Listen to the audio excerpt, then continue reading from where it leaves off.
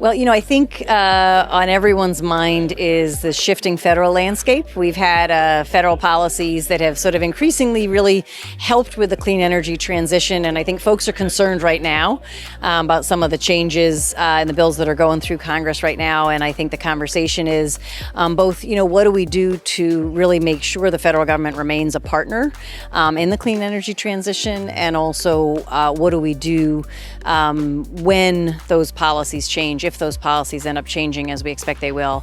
What are the things we can do at the state level? What are the things we do within industry? How do we keep this really important transition going?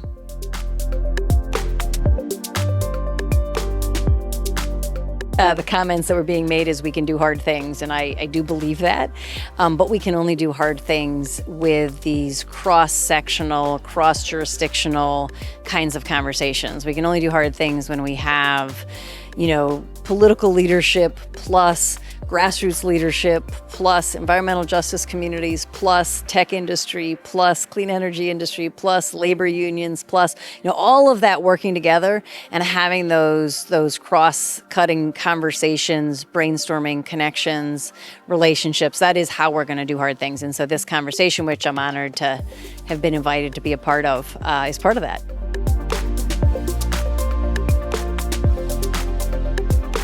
I think one of the challenges is how do we make sure there is the political will to make the changes that are necessary, right? The changes in terms of building out the infrastructure, the changes in terms of really investing in clean energy. I think there's a real question about how do we get that political will.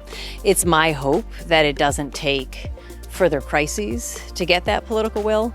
I think, unfortunately, far too often we see that it is a crisis, and often a tragic crisis that leads to that kind of change. So I hope it doesn't take that. We're certainly working hard to get somewhere good without having that kind of a tragedy. But, when you see folks not paying attention to the messages that we're getting, it may take that.